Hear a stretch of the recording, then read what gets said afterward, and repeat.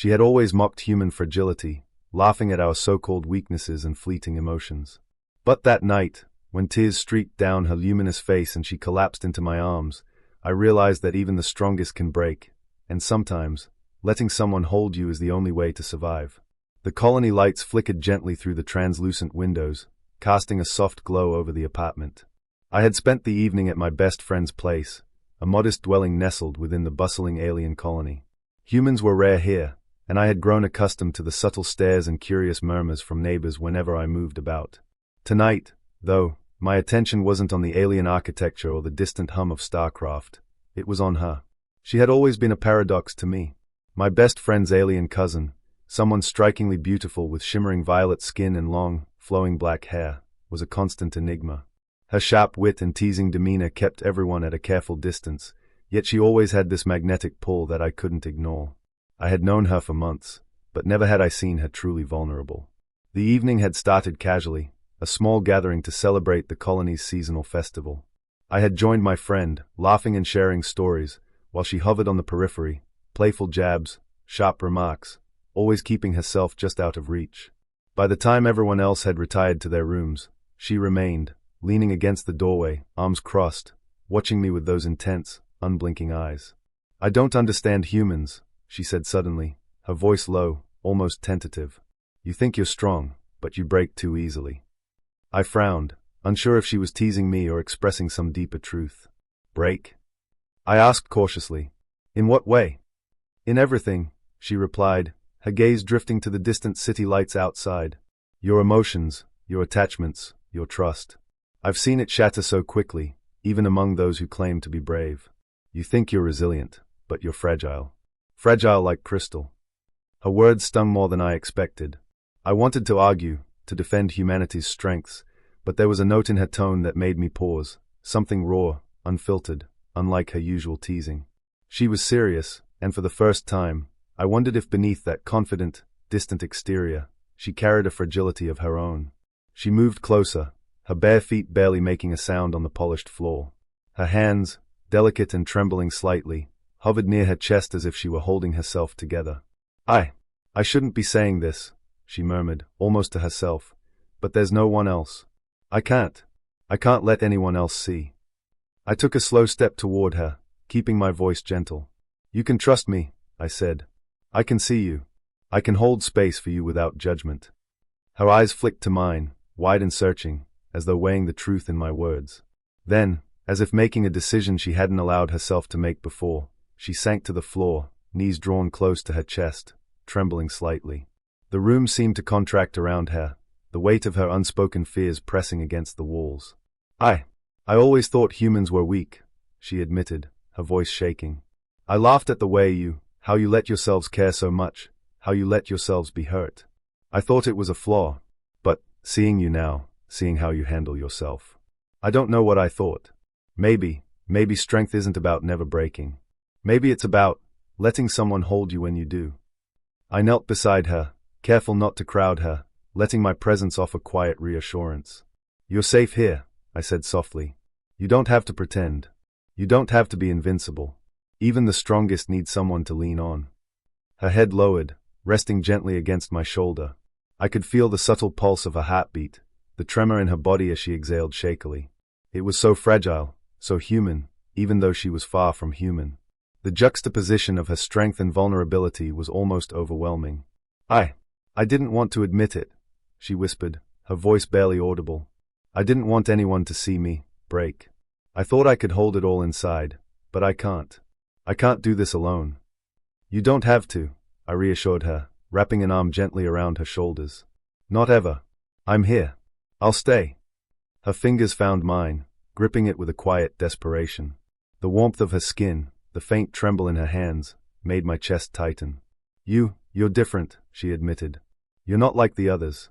You don't judge, you don't dismiss. You understand in ways I never thought possible." "You don't have to understand everything," I said, voice calm. "You just have to let someone be there. That's enough." She exhaled slowly, a mixture of relief and disbelief in the sound. Her head lifted slightly, and her eyes glimmered with tears that caught the ambient light, reflecting the violet hues around us. I never imagined I could, let someone hold me like this. I thought I was supposed to be untouchable, unbreakable. But I need this. I need you.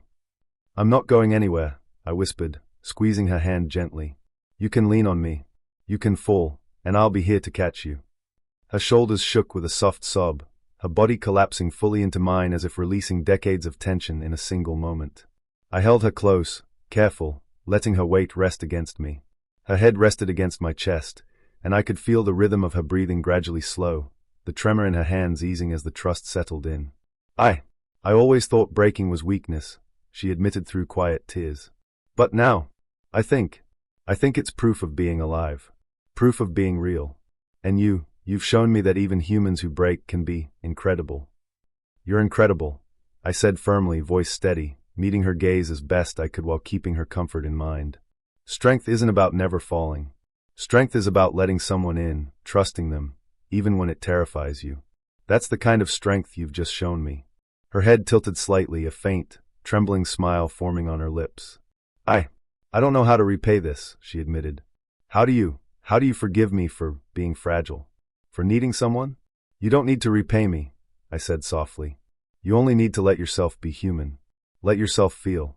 That's the gift, your gift, to let someone share it with you. That's all the repayment needed. She stayed in my arms for a long while, her trembling slowing to a gentle rhythm. I could feel her head move slightly against my chest as if finding a resting place, a space where she could exist without pretense, without armor. I let her stay, not speaking, only providing the comfort of presence and warmth. Eventually, she lifted her head slightly, her eyes glimmering with quiet emotion. I never thought I could feel this safe, this understood, she said. I always mocked, always pretended. But this is real. And I don't want it to end. It won't end, I promised. As long as you want, I'm here. Always. You can trust that because I mean it. A small laugh escaped her, a soft, shaky sound, not of humor but of relief. I never imagined a human could be like this. I thought you'd be like the rest, shallow, fleeting, fragile. But you've shown me otherwise. You've shown me warmth, safety, patience. You've changed everything I believed about humans. You've changed something in me too, I admitted quietly. Seeing you open up, seeing your trust, it's rare, and it's remarkable. And I don't intend to let it go to waste. Her hands gripped mine one last time, steadying herself, and she leaned closer, resting her head fully on my shoulder. Then I guess I'll have to trust you, she whispered. Completely. Fully. No more pretenses, no more hiding. You have my word, I said, wrapping my arms securely around her, feeling the weight of her trust, the fragility turned strength, the acknowledgement that even beings who appeared unbreakable had limits, and that sharing them was the ultimate courage. The colony outside continued its gentle hum, the distant lights casting long, soft shadows across the room. Inside, we remained intertwined, two beings from different worlds, discovering that even fragility could create bonds unbreakable, that trust and intimacy could transcend species and culture. For the first time, I saw her truly, beyond the teasing, beyond the distance, beyond the walls she had built. And she saw me, fully and without pretense. In the quiet of the night, we both discovered something rare, that strength could coexist with vulnerability, that even those who break could find solace, warmth, and understanding.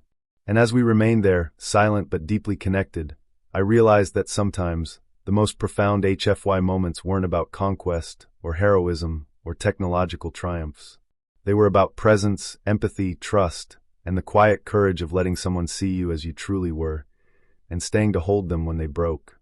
The tremor in her hands, once sharp with fear, had become a steady rhythm of trust. Her luminous eyes, filled with tears and quiet relief, met mine.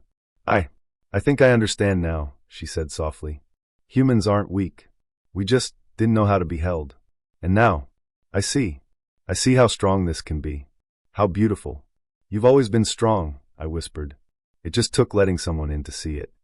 And there, in the quiet glow of the alien colony, amidst the distant hum of civilizations and starcraft, she broke completely. And I held her, unflinchingly, unjudgingly, and we both discovered that in our shared vulnerability, there was a strength far greater than either of us had known.